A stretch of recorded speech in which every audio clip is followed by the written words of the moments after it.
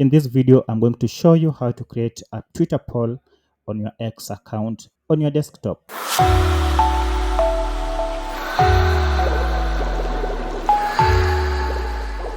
Now, to get started, go on your Twitter account and from here, click on poll, which is the third option on your desktop, as you can see it here. Tap on it. From here, go and create a poll statement.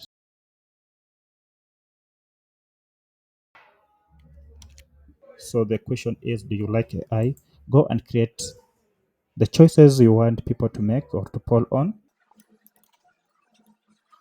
If you have more than two choices, you can go ahead and press the add button to add another option. Now from here, go ahead and select the length or the time you want the poll to run. By default, it is set to run for 1 day. So you can go ahead and choose the number of days you want the poll to run. For instance, I'll choose 4 days. Once you are done, go ahead and click on post. Your poll has been published and it is now running, and the time left is also displayed. If you found this video helpful, kindly consider hitting the like button and subscribing to this channel as I create more how-to tutorials. Thank you for watching, and bye bye for now.